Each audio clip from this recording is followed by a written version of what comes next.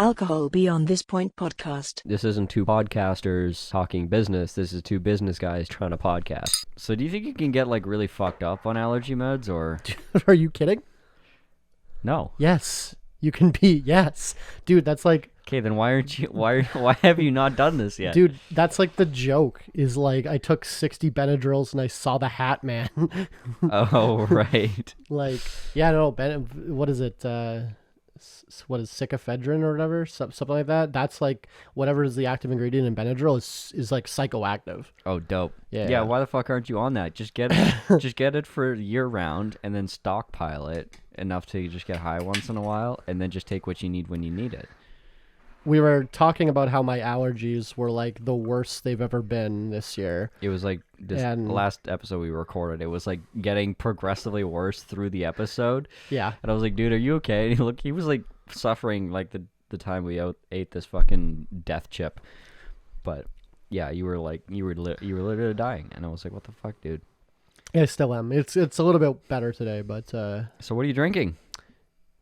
Some Shrugging Doctor brand. Wow. Wild and hard iced tea. Yeah, check out this branding. Go on the He's showing a but we do have on the table a variety multi-pack, an 8-pack of my vodka sodas, which actually as of listening to this it'll be out, but as of recording this I haven't even announced it to the public yet. So it's I took it. Technically, you heard it here first. I took it off the table to do the promo picture and then put it back on because we're 2 weeks behind when these get posted from recording. So yeah.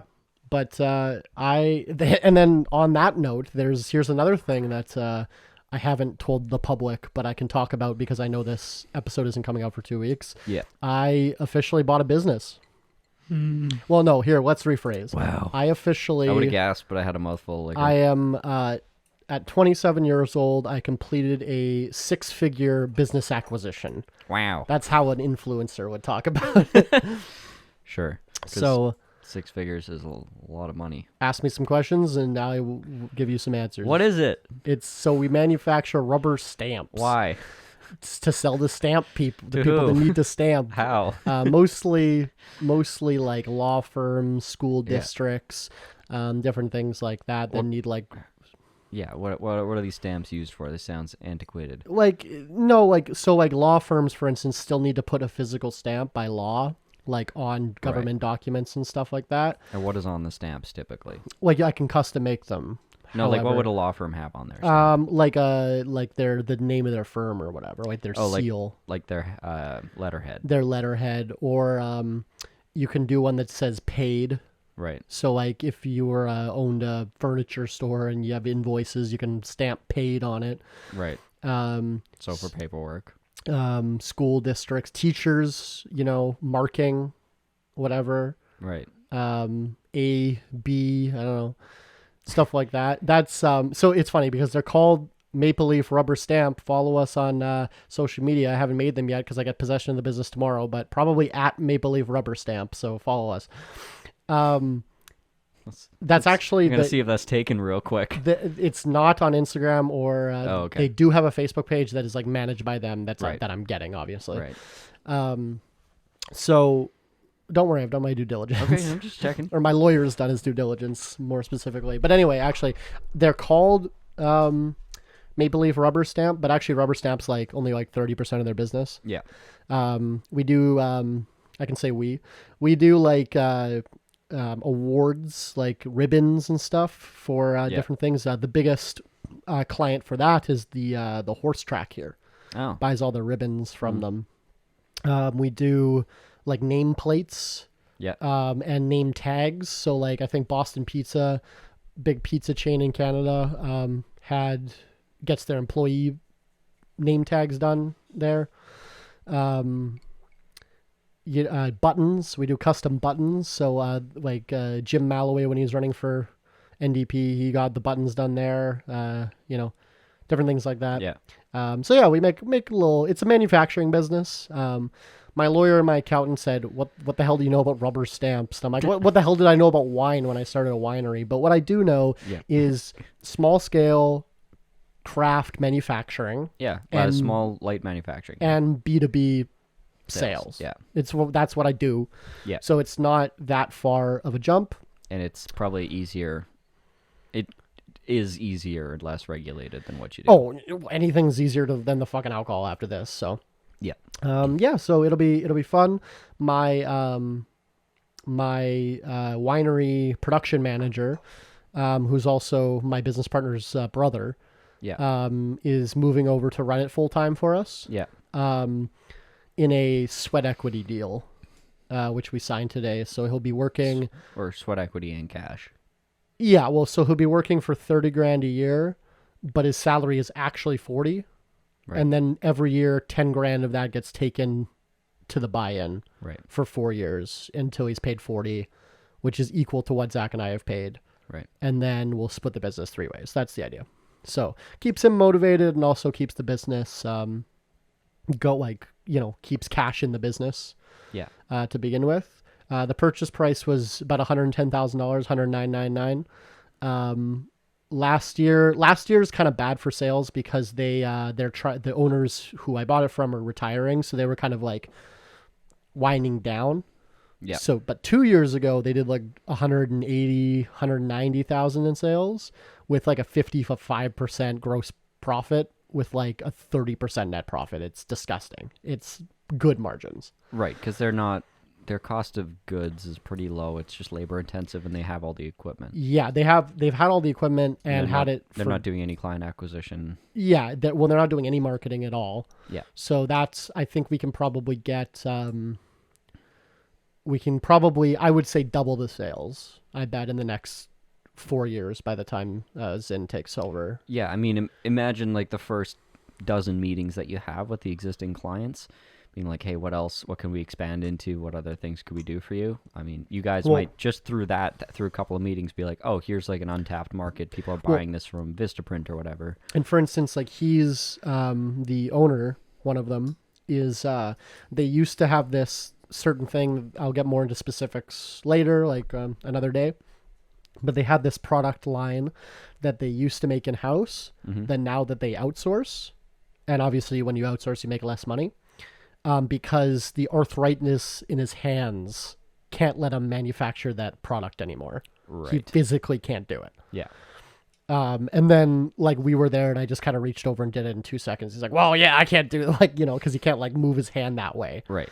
But so that's like something immediately we're going to take in-house. Right. And then make an extra 10, 20 points on that just from bringing it in-house. Right. So. Yeah. And the level of, like mechanization or technology is what's the newest piece of equipment they have? No. Most of their equipment's 100 years old. Maybe not 100, like 60 years old. Yeah, so most of the equipment's really outdated. The oldest equipment's over 100 years old. Yeah. Which is dope. Yeah. I'm asking you the questions that I know the answers to, but how old is this business, Willows? It's just coming up on 100 years. 1934 was the founded. Coming up on 90 years. Yeah, sorry. Technically, next year, 90 years. Wild. Yeah. No, I think more than that, right? 34? 24. Yeah, you're right. I can math. You're right. I do math every day. Right. Yeah, no, but so like... I mean, so should you. They've been profitable for 90 years just about. Yeah. Which gives me... And then like when we were talking about buying it, we were talking about like... is this something that's going to get put out of business by, the internet and whatever? Well, it hasn't. That's what I said. If it didn't in between 1999 and 2010, it's probably not going to be. Or even 2015, right? Like, yeah. Like we're a little bit late now in the game for like a business to be taken out by like. Well, the only thing that would functionally take it out would be overseas, less expensive delivery of goods. But like there's certain things it doesn't make sense to, like, you're not like physically making the products, you're just kind of like doing final assembly on stuff. No, a lot of it we are manufacturing. Okay, well, some of it's being like manufactured, but like you're getting like materials, like you're not making the ribbons, you're not making the buttons themselves. You're buying stuff that's like somewhat manufactured, probably from elsewhere. Yeah, but in the same way, I'm buying like empty glass bottles for my wine. That's what I'm saying. Yeah. So like your source manufacturing is still coming from overseas. But like, for and then you're doing instance, final assembly. For example, like the actual stamps, Right. We're buying blocks of lead and melting it, Right. and then pouring it into a mold that we make custom. Right. Which is not something you're gonna really order from anywhere. Well, you can't. Well, no, and then literally after you're done, you take the molds, melt them back down into lead. Yeah. And then do it again. Yeah. Yeah. First thing we're fucking doing is installing a fume hood. They just don't have one. Yeah, he's He's like, like- crack the door. He's like, oh yeah, no, I do my melt days on like Fridays, and then Linda just doesn't come in on those days. And I just crack the door, and we're like, what about in the winter? He's like, it's fine. Like, I just don't crack it. And then she's like, yeah, I don't come in on those days. And then me and Zach just look at each other. We're like, we're putting in a fucking fume hood. Yeah. But Yeah, we have an HVAC guy. yeah, so it's fine. But yeah, so I think I want to kind of go into the process of buying it. Sure. Because I think that could actually be productive for our small business listeners, our potential small business owner listeners. Uh-huh. So I have the story I kind of told you, but then I wanted to tell you on the podcast is that we almost lost the deal last minute. Yeah, literally On Friday. Today is Wednesday, and I have to close tomorrow on Thursday. So literally 6 days before, and 4 business days before. Yeah. 3.5 even, right? Business days before, like late on Friday. So part of the deal, which I'll explain more of this in context when I go back, but to tell the story. But part of the deal was my corporation, my winery, Shrugging Doctor, gives a corporate guarantee to the loan that we're taking to buy it. Right. And part of that deal that we signed was that the lender would take first position, which, so if you're listening at home, you don't know what that means. Super common in lending is general security agreements, GSAs. So if you take a loan, your business takes a loan, usually sign a general security agreement so that if you are delinquent on the loan, if you don't pay back the loan, then they can come after your stuff. Right. Whatever your business owns. Yeah. Right. So sometimes you have so for instance, I bought a really expensive piece of equipment, like a canning line. They don't have a general security agreement. They have a security agreement against that piece of equipment. Right. So they can take it and sell it. The GSA is everything. A GSA is everything, right? So now a lot of times in a bankruptcy situation, you'll have multiple, if not dozens of creditors. So I have 6 or 7 banks that we work with. Right. Because I'm a fucking manufacturer. I need a lot of inventory and equipment, and I'm always spending money. So I have a lot of different banks that we work with for different things.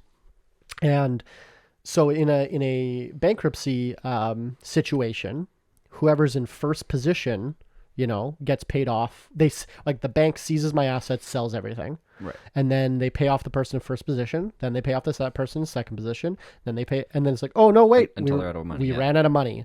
And the person in third position only got half their money. Too bad. And the person in fourth position didn't get anything. Too bad. Yeah. That's the risk you take giving a loan to a small business. Right. So that's kind of the context for that. So a lot of banks, so we work with the Business Development Bank of Canada, who are notoriously good to entrepreneurs for the most part. Mm-hmm. And one of their things that they do that is they're kind of famous for is that if another bank calls them and says, hey, we need you to move down a position, they'll do it. Right, because they're backed by the federal government. That's kind of their whole bit. Because if the business goes bankrupt, they kind of get money on the back end by the federal government. It's a whole kind of... Yeah, they're nonprofit. Yeah, but that's what they'll do is if they get asked by a lender to move down, they will. So that's so what happened is this new bank that is loaning to my stamp business, they wanted my winery to give a corporate guarantee. That was part of the way... I could get the deal done. I couldn't get the deal done otherwise. Right. So think of a corporate guarantee like a cosign. Yeah. Right? If someone cosigns your mortgage, then if you don't pay, then they pay. Yeah. So then they can take their credit into account. Right. So that's what happened. But then, so we signed the papers, and the bank that I'm loaning for the stamp business sends a acceptance letter to my lawyer that says they will get the money under these conditions, and then whatever the conditions. And so we accepted the conditions, And then we went to the stamp business and we said, okay, we waive due diligence and we're going to buy. Then the next day, which means you now have to buy now it means that I am see Elon Musk and Twitter deal. Yeah, I am personally liable. I'm personally I waived my due diligence. I have to buy this company now. Yeah. It happens to be a number company that I own 50% of, but in a roundabout way, I own, I have to buy it. So the only reason I did that is because I had this letter saying, yes, we are going to loan to you. Yeah. So then I get a call being like, hey, yeah, when we sent you that letter, we were under the impression that, if we took a lien against you, we'd be in first position. And then we just looked it up and now we're in fourth position, apparently. Okay. So rip. We have to deal with this. Otherwise, yeah. And then he's like, yeah, we just hit a snag. And then says this, and it's 4:45 on a Friday, and just like leaves, and I'm like, great. So we were stressing about it all weekend, and then I talked to him, and he's like, yeah, I'm trying to push back, whatever. So basically, what the idea was we were going to get the other banks to move down a position and let this new one go ahead, right? But then the other banks were kind of like, why would we go behind for a business that's not even this business? Like that's, and I thought it was kind of unreasonable because fuck off. They want first position on another business. Another business. And actually the banker. Like after having first position on the first business. Well, yeah. And that's, so what I did was write like a 6-page PDF.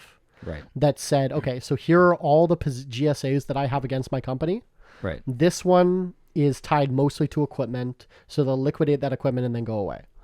This one is tied to a loan that I have, long story, but I have a loan guaranteed by another thing, so it's like just moving money over basically, so it's like almost not, it cancels each other out essentially. Right. And then the third one is like my line of credit, my credit card that we cycle tens of thousands of dollars every month. Yeah. So like fuck off. Revolving credit. It's revolving.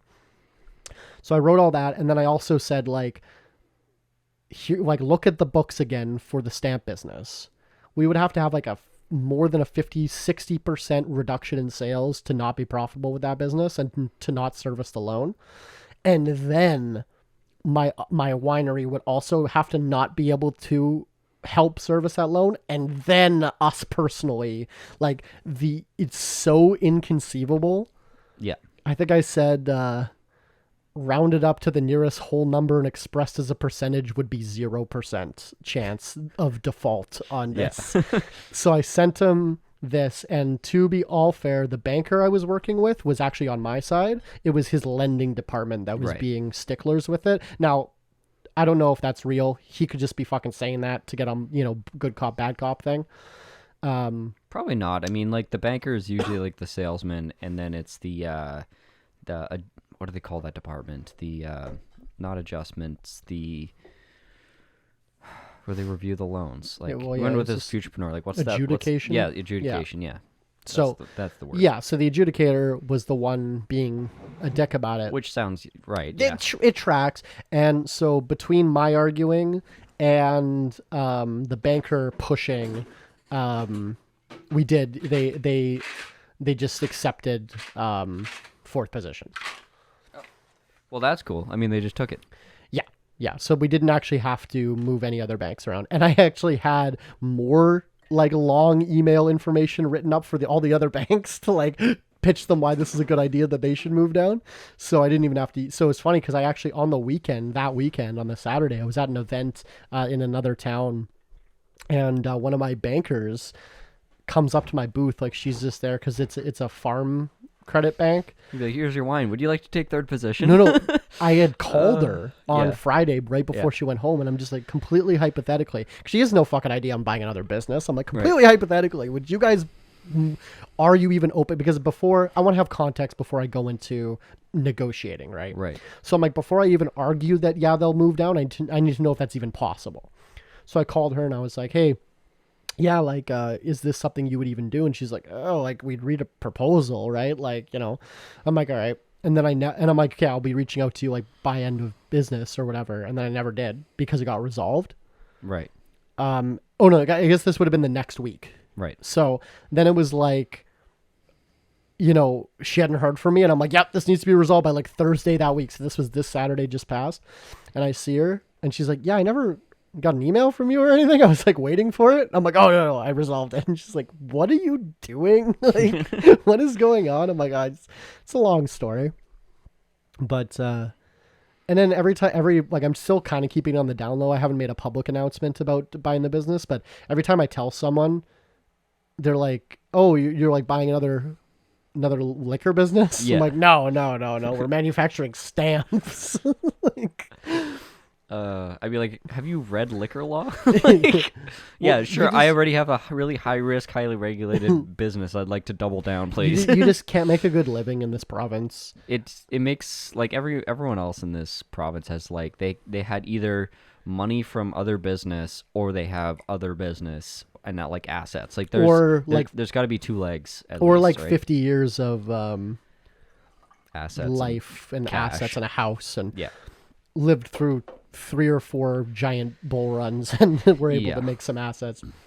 Anyway, but yeah, so that was all resolved. So yeah, if you're listening at home and you want to acquire a business, because well, I guess I'll be the judge once I start actually running this one, but I assume it's much easier than starting from scratch. Oh yeah. Because now I've done both. I've done an acquisition and I've started from scratch. I mean, yeah, you basically just bought yourself another job, Yes. more or less. So, yeah, I mean, it's a lot of nitty-gritty negotiation stuff, but like, I think the biggest lesson that I always learned, I guess, vicariously through your business adventures is like, everything's up for fucking negotiation. Like, don't ever take anything as a final no. Like, you gotta scratch, bite, and claw your way through this shit. And that's just how it is. Like, that's almost the intention of the process, is to create that friction and pressure. It is their job to cancel your loan. It is your job to prevent them from canceling your loan. Like, that's basically that's a really good way to put it. Yeah, because it's not a school assignment. Yeah. Right. And even then you can kind of negotiate your way out of school assignments. Yeah. But yeah, like, so a no is rarely a hard no. So here's some tips that I can give now that I've gone through this entire process. Yeah. Is that I actually found this, and we might be laughing at this when we go bankrupt, but I actually found this deal on a Facebook buy and sell group. Yeah. No, okay, not a Facebook buy and sell group, but a Facebook Manitoba businesses for sale group. Which is basically a buy and sell. Yeah, essentially. But and it was actually, they had been trying to sell for like a year because they want to retire. But they're like, it seems a pity just to close the business. Yeah. Because like, the owners that I bought it from have been working there since they were 16 and 15. Like in the 50s. Which is fucking inconceivable. Yeah, it was their first jobs. He was like 15 years old, started working there. The original owner died in the 90s and they bought it. Yeah. And then they've been running it full time ever since. So great. Like, they're in their 70s, I presume. I hope they're not listening and offended by that, but I think they are. Probably. Like, just the math lines up. But yeah, anyway, but they've been working there a long time, so they're like, feels kind of sad to just let it go, right? So they were looking to sell it. So they've been working to sell it for like over a year, and they like I don't want to say ironically, but I guess good for me. They actually wanted a lot more for it originally. Yeah. And they kept lowering it. This was actually I think they'd started like 200. Yeah. And I was at I got it for 110. 200 is probably what they paid. But so what they did was reach out to their like friend who's a real estate agent, and he listed it in like Facebook groups that he was a part of. Right. Because he's like, when we were doing the deal, he's getting us to sign these fucking forms. My lawyer was like chewing them out. Not really chewing them out, but being like, come on, dude, you're using like home real estate forms for like a business acquisition. And he's just like crossing out like home and putting business and shit in these like pre-made forms. And my lawyer's just like rolling his eyes like, come on. But yeah, so that's basically the situation, because they don't really know how to use the internet. Right. The owners. So they got this guy, and then he's like, who do I know that could sell it? And then he's like, I'll reach out to my networks. And then I guess one of his guys is part of this Facebook group for buying businesses and just put it up there. And I just happened to see it one day. And so here's my tip though, is that this is probably the 6th business that I have looked at the books of. Yeah. Like from that Facebook group. From that Facebook group alone, because people put it up there. And I usually, if it sounds even a little bit appealing to me, even if I don't think I'm going to buy it, because this, like, I'll get into it, but I said it as a joke. Yeah, this was ironic. So I'm like, that's kind of like not a lot of money for a business, right? I don't know. So I just email, if you ever see a business for sale, this is a business tip you can have at home. You can email them and say, hey, can I take a look at the books for the last 3 years? And just tell them you're willing to sign an NDA. Because a lot of them will make you sign a non-disclosure agreement. So that you just can't post and tell people about the fucking numbers, right?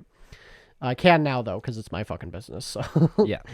But yeah, so just say, yeah, can I just see 3 years? Even if you're like kind of shy and you don't want to be like harassed by an agent, just be like, I think this would be a good opportunity for someone I know. Right. So like we'll sign an NDA, but just like send the NDA, send the whatever. Yeah. Right. And then so look through the books. So it was funny because I looked through the books and I'm like, oh, they're losing like 10 grand a year. And I'm like, I send it to my business partner and I'm like, isn't this kind of funny? They're losing 10 grand a year after like 100 years in business. And then you'll hear him say this, but he was like, if I just fucking slept in, because he's like, I woke up 20 minutes before my alarm at 5 a.m. and was bored. So I'm like, I guess I'll go through the books that Willows sent me. And he starts reading them and he's like, wait, they didn't do 200 grand and lost 10 grand. They did 200 grand, lost 10 grand, but paid themselves $90,000 in salary. And they have no employees. And we're like, And then it's like, why'd you pay yourself 90 grand? It's like, whatever. Why not? You know. So, so take that away, because Zach and I don't need the salary because we have a salary already. Mm-hmm. Take that away. They're profiting like 90 grand on 200. It's a lot of money. That's exceptional. Like, you know, so now subtract 30 for paying Zinn to manage it. And the amount of hours they're working would be the equivalent of one person working a full-time job. They're working 40 hours between the two of them. Yeah. So the man works, I think, Wednesday, Thursday, Friday, and then the woman works like Monday, Tuesday. Right. So, and I think it sounds like a lot of their work is just them sitting in the office having the store open 8 hours a day. Right. And like nobody but I'm like, does anyone ever come in here? They're like, not really. Sometimes we'll have someone come in here to pay their invoice or something. Right. But in which case, fucking call me. Yeah. So what we're going to do is probably take out the store completely. Yeah. If customers want it, we'll probably do like 1 day a week for pickups and payments or whatever. But I'm moving everything online. Yeah. Like everything digital. Maybe not. Well, online for sure, but digitally. Yeah. Fuck off. And if the boomer contracts don't want to go digitally, we'll do a fucking, what do you call it? Where I direct deposit, but the opposite way, where I just, right. Yeah. Because it just send me your bank account numbers. I can take the money out. Like, yeah, pre-auth form. Pre-auth form. There you go. Right. That's what we'll do. But like, no, come on. I'm not like businesses love doing like e-transfer, fucking credit cards. If you take credit cards, everyone will say yes. Like, yeah, come on. Well, because like right now with like the winery, we just like, I tell people to go online and buy. Right. Like, don't open up too many sales channels. Yeah. Like or I'll send them I'll send them a Square invoice. Right. If it's like a special client. So we'll figure it out. But we're not having a store open for 8 hours a day. We're just not. Yeah, it's not a storefront business. No. It's light manufacturing. Exactly. So whatever. And maybe it made sense in 1934. But yeah. We're not doing that. So there's a lot of like quick changes I can make to make it much more efficient. And then, like I said, they don't really have social media. They don't have any website. They just do B2B, and that's all their sales. We want to open up like the direct to customer. Not so much for the stamps, I'm thinking. Maybe for the stamps, but I'm thinking mainly for the buttons and stuff. Yeah. Do like custom ones, do like funny one, meme ones, make some TikToks. Like, I think that'll open up a whole new side of the business. Yeah. So I think within the 4 years it takes Zinn to become an equal partner, I think we'll have doubled the sales is what I think. Sounds dope. Yeah, you might far exceed that for all you fucking know. Yeah, you could turn this into $1 million business. Like, you go online, you never know. Yeah, Yeah, let's hope so. So, and it's just like basically for me, like Zach and I won't really be taking much salary until we pay off that startup loan. Yeah. It's a 5-year loan for 110,000 or whatever. Or I think we loaned 90. We put 14,500 down ourselves, and then the rest of it was VTB. Right. Another like 14, I think. I think they're VTBing 15. Zach and I put 15 down, and then we loan the rest. So the loan amount, is that interest only for 12 months, or is that just starts right away? Starts right away, but they're pretty good terms. Yeah. Better terms than I got. I was going to say you're cash flowing right away, so it doesn't super matter. Yeah. Well, and the loan payments are less than the salaries that they were taking. Yeah. Previously. So, yeah. So after paying my guy to manage it and paying the loan, the profit is about $1,000 a month day one. Right. So Zach and I could each take $500 a month salary. Or I think probably what we'll do is a combination. Maybe some months we will. But then I think pay down the loan faster. Yeah. A lot of corporate loans they're not like fucking mortgages where you have penalties for paying faster. Like a lot of corporate loans don't. You can pay them however you want. Yeah, because usually that just means you're going to borrow more money. Yeah. So I think pay it down faster because it's just an asset then. Yeah. An unencumbered asset. And you get rid of a security agreement. Yeah, we'll get rid of the security agreement and ironically, what the bank doesn't know is like Shrugging Doctor's way closer to going bankrupt than this fucking right. Yeah. stamp so business. as soon as that loan is cleared, you can, or at least paid way down, your stamp business will then be the guarantor for Shrug financing, more likely than not. Well, or kind of what I'm thinking now is once we pay down that loan, refinance and make the stamp business a guarantor to buy a third business. Right. And then just keep doing that. Yeah, because your biggest problem to date has been all your assets are rolled into one tent. Well, I just keep buying assets, right? This is Right. like people do this with homes, right? Yeah. Where they rent a home, pay it down 20%, refinance, buy another home. Yeah. Why can't I do that with businesses?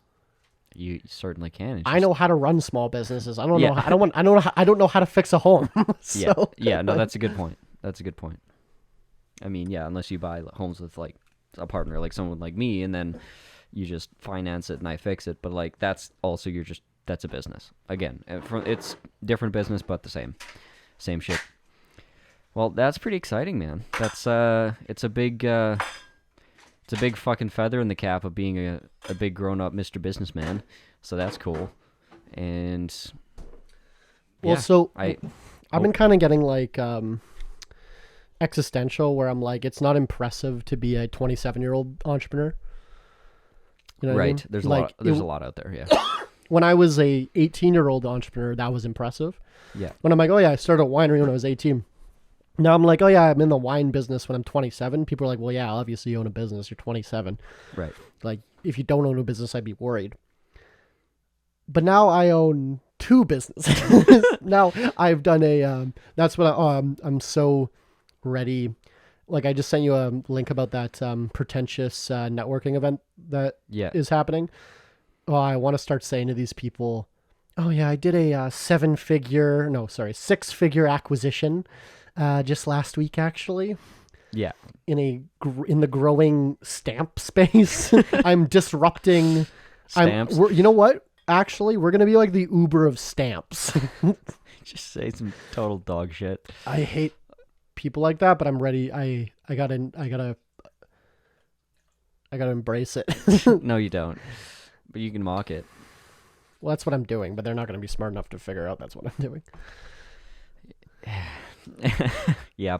I think there's a lot to be said about the fact that in your 20s, I think all the benchmarks are really muddled. I think it's really hard to tell the winners from the losers, at least in terms of like who's getting what they were going for. I don't necessarily mean like, oh, if you do this one thing, you're a winner. Shaky. Because like, what if your goal is to just like get to a certain point and then like have a family and fucking chill out? Like, that's the benchmarks are different for everybody. But yeah, it's in your like early 30s, mid 30s. I think that it really, really starts to show that kind of compounding effect of who's been putting in the work, who's been coasting. Well, yeah, and that's kind of like like sometimes Zach and I are kind of not sad, but kind of like just stressed out maybe about like The ROI don't feel so good. we pay a lot in fucking taxes. Yeah. Like that's the biggest problem is that 50% of my fucking net profit goes to just liquor taxes. And we're profiting I think 50% of your gross. yeah. We're profiting about And then you pay taxes on the net. 6%, maybe between 6 and 8% net. Right. And that's after paying ourselves, obviously. But it's not like I make a lot of money. Like I make fucking 30 grand a year. So, when I was 18, I thought maybe I'd be making millions by now. Yeah. And I'm selling millions of dollars of wine, certainly. But it's, yeah. So, growing, I think this is a good, like everything, I don't believe everything happens for a reason. But I made this business. They gave me the clout to leverage it to buy another business, which gives me the clout to do it again and do it again, right? You know what I mean? Like everything, because like, here's a funny story is that there was another person that put in an offer for the stamp business. Mm-hmm. Same offer, same terms, same money. But I don't know, and I don't know, maybe I'll ask, but I don't know why they picked ours.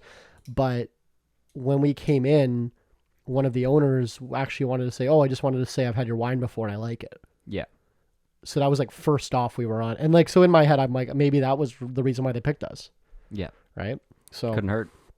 So yeah, I don't know. It's like, I have enough social capital that I can like reach out to a bank and it's like, here's my successful bit. Like, and I can leverage that. I think saying the joke is, it's like, well, Google me, right? Like, but the fun, they don't really use the internet. So it's like, yeah, well, not the grandkid, Google this guy. Yeah, but the agent that was representing them, Right. their assistant who was emailing us loves our shit apparently and like drinks it all the time. Yeah, fantastic. And was like, oh, it's the shrugging doctor guys. Like it's like knew who we were immediately, right? So it's like, yeah, I do have some sort of social capital. Yeah. Some clout. It is what it is.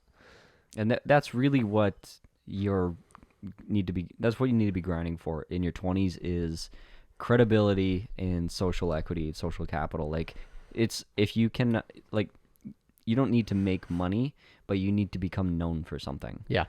Which is like really, really hard to do. And because people I would say know me as kind of the wine, the alcohol guy. Like I'm kind of known as that, right? Yeah. And I'm just getting into the, like, it feels a little bit weird because it's like, I always, for the longest time, I thought I was going to be known as like a certain thing. I was going to be big in the tech space. I was going to be a successful entrepreneur like this and this way. And it's just like, I kind of learned to hate it, especially now after leaving it. I hated it a lot more because a lot of it's kind of like pomp and presentation. There's not a lot of like actual work that's being done. It's mostly whoever can talk the most shit and borrow the most money wins. Yeah. And as I just borrowed a ton of money. But you're not being like, oh, this is how much money I raised, whatever. It's just a space. It wasn't made for me, I didn't feel connected to it and it felt disingenuous to me talking about it. But anyways, like now that I'm in the industry that I'm in, I just went to actually a very industry heavy event this last weekend in our city, which is called Table for 1,200. So it's a big dinner with 1,200 people, and they just line up. Typically, it's just like one continuous, unbroken line of tables, 1,200 people, and they put it like in random locations in the city, like by like sightseeing spots or whatever. And it's catered by whatever best chef they can find, and the tables are all. It's typically sold by the table. You can buy a chair, but typically it's sold by the table, and it's usually purchased by businesses, and businesses will. It's kind of like a posterity, a clout thing, whatever. Like, how many tables can you fucking buy at this thing? Because it's $200 a chair, and then you decorate it to whatever theme that you want. So, and it's I thought this was hilarious first time I heard it because I've never been to one. It's like it's an all white party. Like everyone wears white. Oh, yeah, that was literally my reaction. Like, what? Yeah, just so you know, this is an all-white party. Yeah, They like look from at the you white and chicks, the white chick scene. You're like, excuse me. Yeah, I was like, what? But yeah, I went to my first one like 7 years ago. Haven't been since. But yeah, so everyone wears all white, and all the tables are just all white chairs, white tablecloths. Everything's just white, and then you have to bring the color and the theme and the pop, whatever. So some companies, they spend like money decorating their tables, like some of them thousands of dollars, just making their tables look crazy, and it's just to show off to other people. So it's, I don't know, it sounds kind of stupid, but it's just like kind of like a fun once a year thing that you do, and kind of naturally it attracts a lot of the architectural design and construction scene, which is my scene. And but we got invited to go by one of our suppliers. Is like, hey, we bought a table. Do you guys want to come as our guests? And I'm like, fuck yeah, I'd love to go. Don't want to pay for it. And so yeah, I got to go. Food was unfortunately disappointing, but booze was free all night. I mean, our hosts were buying us booze all night, and I just got to walk around, and it was just like architects, builders, more architects, university, some publications, artist groups, whatever. And I actually, like, all the best kind of spots outside of like the commercial spaces, like I knew people from all the builders, and I was like, hey, how's it going? Whatever. And these fucking designers are coming up, and like the judges that were judging the tables knew who I was, and I knew them. Like, I'm like, holy shit, like I've not been to networking events for like 4 years. And all of a sudden I go to this one, I'm like, oh, I actually know fucking people here. Because I used to go to networking events and be like, oh, I hope I can meet someone here that I can do business with. And now I'm at a networking event, I'm like, oh, I never go to these, but here's all these people I do business with. It was kind of a cool change. And why don't you flex some more, Tyler? yeah, it was just super fun. And I was like, wow, this is nice. This is nice. Just not, because this week has just been me in a fucking hot, sweaty room. It's been hot. Like today was like 32, 34 degrees and no air conditioning. And I'm literally just doing a stupid fucking task, sweating my ass off. And it's just like, why the fuck am I doing this job? And it just feels so stupid and pointless. But then there's like this like little glimmer of hope. It's like, oh yeah, no, it's like there's some appreciation for the craft and the trade, and like people are like, oh, this guy is the fucking best. He knows what he's doing. It's like that little bit of relief was fucking needed, because Jesus Christ, does summer work get rough? Like, that's what I said to my ex-wife. You just get into the grind. Like when you get into your summer markets, like you see so many people, you have the same conversations, you're selling the same fucking wines. Like, how do you feel at the end of like your summer season? Like, rich. Great. Just kidding. You're burned the fuck out. I'm not even burned out anymore, because I'm just like, You're beyond that. You're over the hill. So yeah, I'm so bad. My mind has gone. Anyway, we have been putting it off way too long, but we need to transfer here into the part of the show that you, the audience, can pick the shot that we take. It's called Shot Caller. This week's episode is sponsored by Maple Leaf Rubber Stamp. Follow us, Maple Leaf Rubber Stamp, on Tings. Dope. Today we're just shooting some gin and Malibu rum, because I thought it seemed summery. Thank you, Maple Leaf Rubber Stamp, for sponsoring this episode. Love that.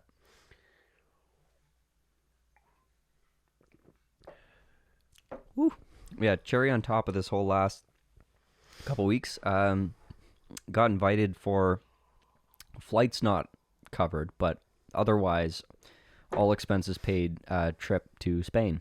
Tell them in Spain, sorry. And so like that's fucking dope. So we're planning that for spring. Tell and them we're gonna overlap it with like the Milan Design Week. Tell them you're so insulted they won't pay for the flights that you're not coming. They won't care. Like this is a global just company. Be a diva about it. This isn't an invite just specifically to us. This is like a global company, okay. And they threw this offer out to all their distributors, and their distributors can then choose, like, each province or state, whatever, is kind of their own business unit. Yeah. So they can kind of pick a couple people that they want to take. So they're like, yeah, you guys are invited. Let's go. Can I be your plus one? My girlfriend will be my plus one. Can I be your plus two? Your second plus. Can you just send me the itinerary and I'll just show up? Okay. Yeah. So yeah, we're gonna go to and we also got an invite to the Milan Design Week with another fabricator. Can you? So we're gonna go from fucking Milan and then train through France and then go to Spain, and it's gonna be fucking dope because I've never seen Europe and I'm really excited. can you take a bunch of pictures as if I'm with you? And then I'll just post them Just Photoshop yourself in. like days. You know what I mean? How about I bring one of your bottles and then I'll take a picture in front of a bunch of vineyards and then you can just be like, look at my vineyard. That'd be cool, actually, if you could. Yeah, bring that'd be some dope. of my, I have my, our South African friend, Dr. Hoey. She takes my bottles and takes pictures with like giant South African flags and everything whenever she goes back. So, and I remember we went to Mexico and I took a bottle. Yeah. And then took pictures on the beach and then was like, yeah, this, we're now available in Playa del Carmen, Mexico, very, very small quantities. Just this one bottle. Just this can. Yeah. Yeah. That was funny. And was there actually liquor in that one? Yeah. Oh, yeah. Huh. I just put in my check because I was checking Oh, right. luggage. Why did I check luggage? No, you know what? I think I threw it in my parents' check luggage.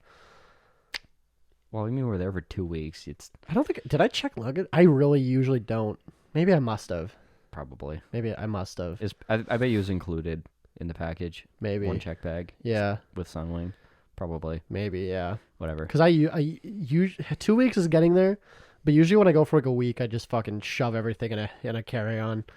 Absolutely, yeah. You can carry a lot of And- shit and in a wear carry everything because you're else. allowed to do a carry on and a backpack. Yeah. On most flights, maybe not like Spirit Airlines, but like Right. you know most If airlines. it fits under the seat and in the carry-on, then yeah, 2 bags. And like you can carry a fuck ton of stuff between a carry on and a backpack. Like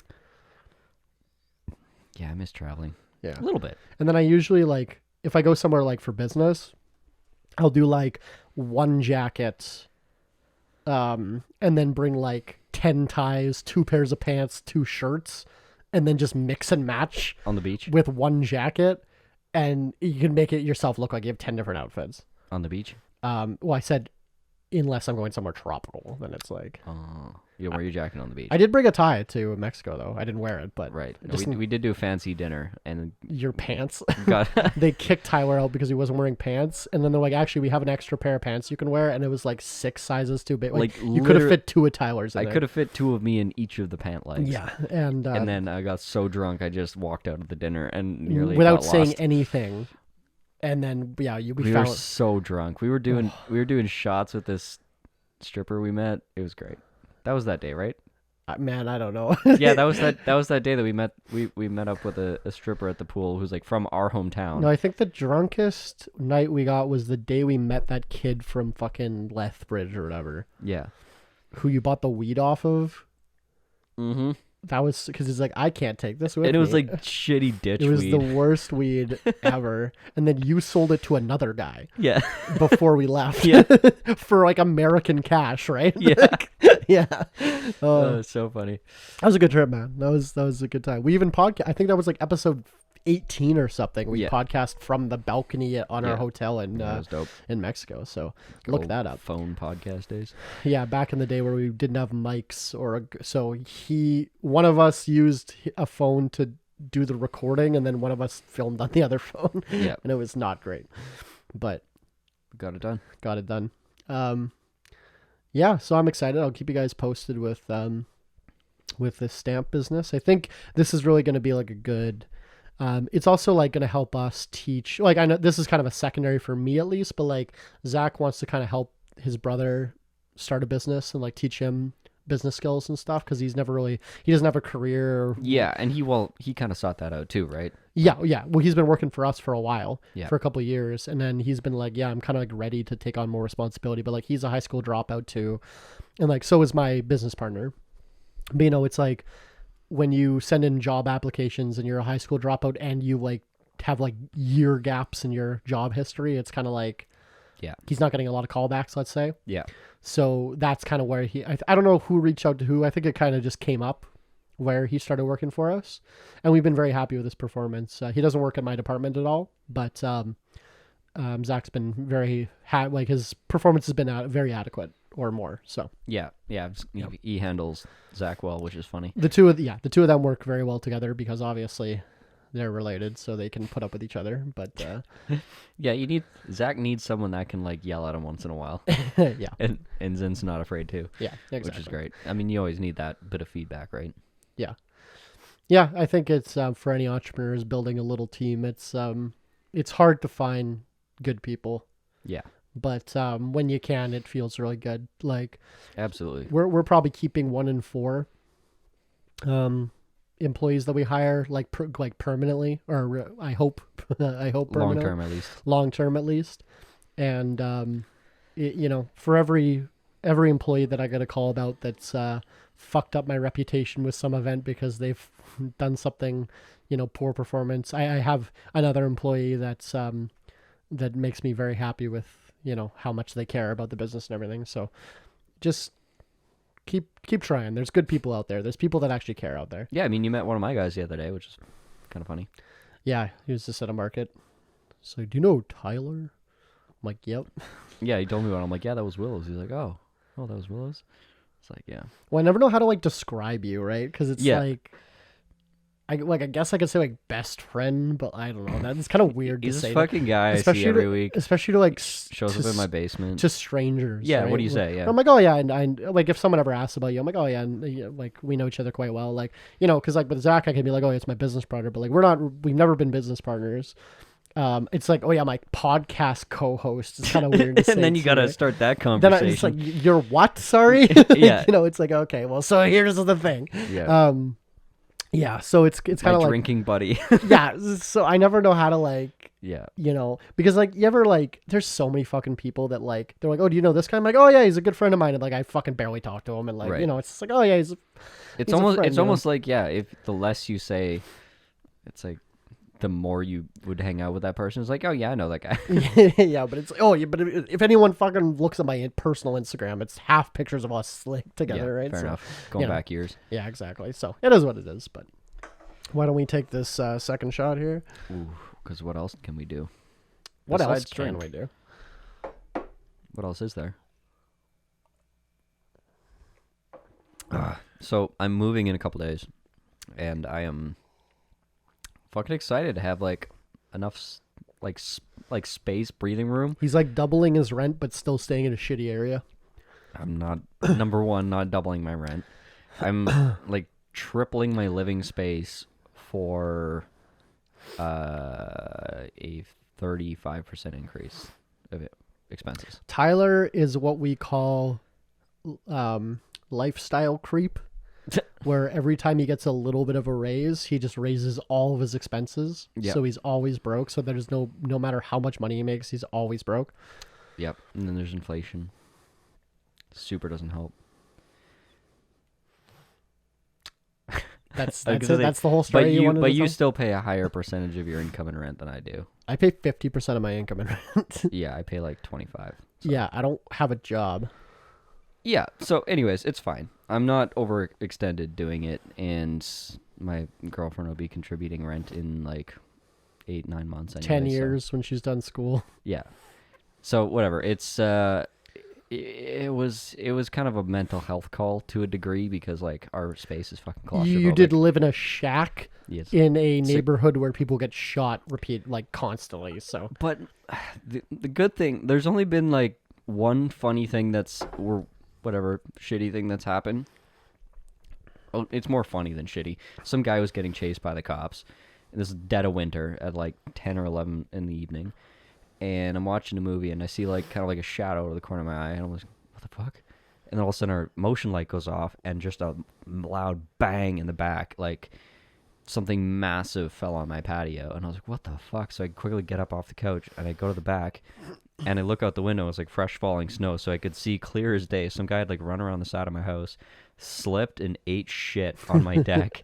And just like you could see like one footprint, the slip, and then just like full body print. like a comic, Yeah, like slipping on a banana peel. comical, like perfect. You could see the whole thing that happened. That's funny. And then gets up on all fours for like two steps, gets up on his feet and fucking runs straight out the back and got away before I got there. But like, fuck, that would have hurt. Like that was a hard hit.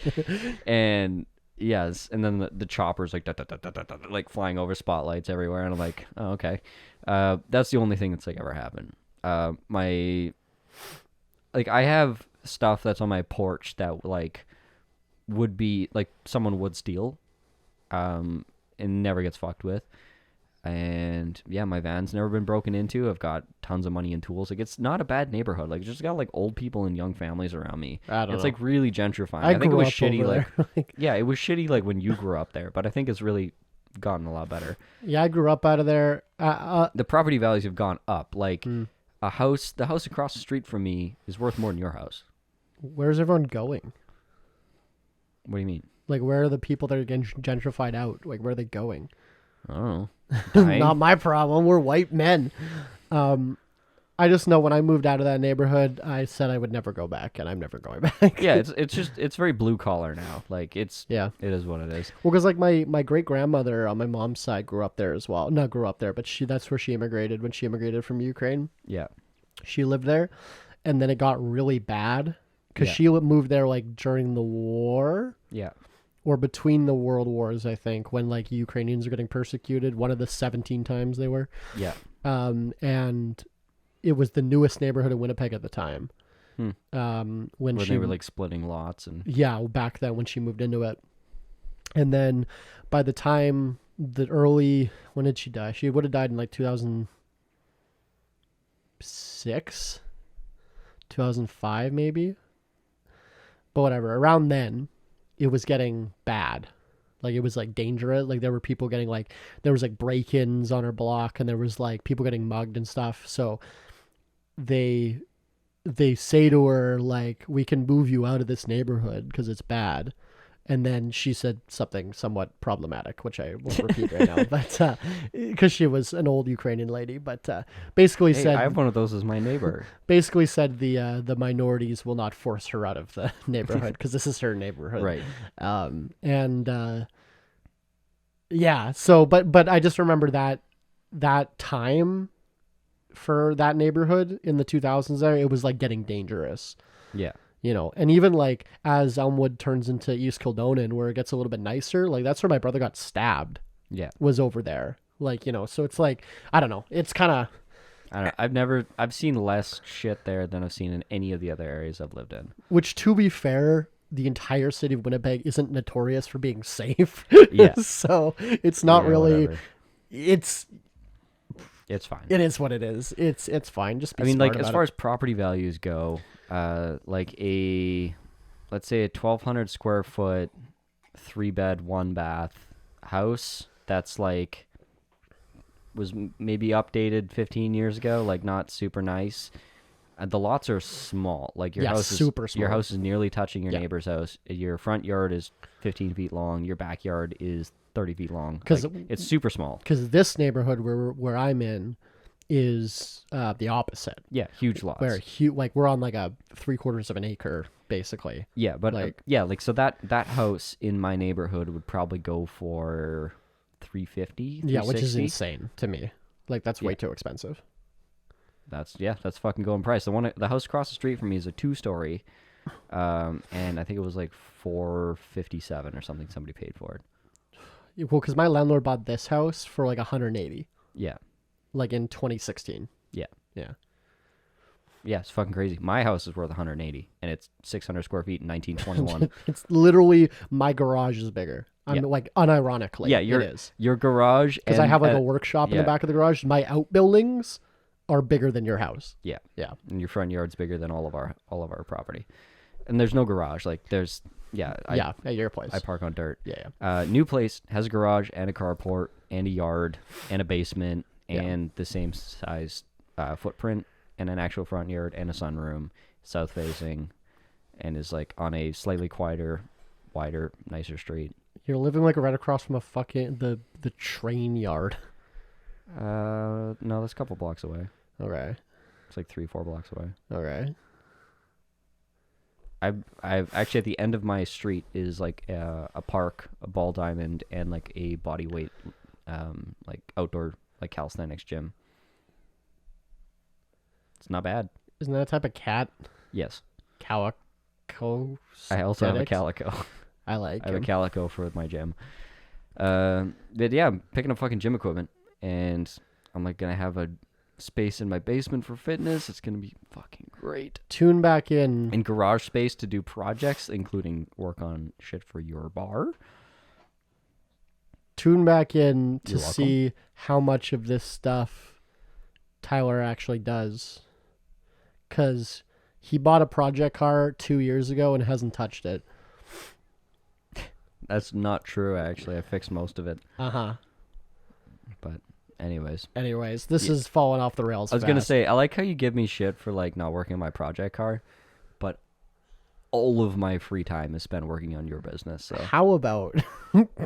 so maybe I should just quit that and work on my project car instead so you stop talking shit. Yeah, exactly. That's what I thought. Thanks for listening, everybody, to episode 116 of Alcohol Beyond This Point, the podcast where we debate business topics, sober and drunk, which is what we did, I think. It was mostly an update week. It's a lot of shit we've been holding in. Yeah, this entire stamp thing has been happening for like 3 months, and I haven't been able to talk about it, so. Yep. Now you can buy stamps for me. Buy stamps for me. Buy stamps for me. Yeah. Fucking drop that e-commerce link. By the time this is up, maybe there'll be an e-commerce link. Who knows? I don't Probably. know. I have no idea what I'm doing. You'll figure it out. I'm also coming to my winery's busy season like next week. So like, why did I do this right now? Yeah. And then we have that other project. I was we're going to working say on. among other bullshit. Yeah. So we have one more big announcement thing that we also can't talk about yet. True. That we're probably a month off of talking about. So I'll let you know about that. Yep. Okay. Great. Okay. Great. Perfect. Bye. Bye. Alcohol Beyond This Point podcast. This isn't two podcasters talking business. This is two business guys trying to podcast.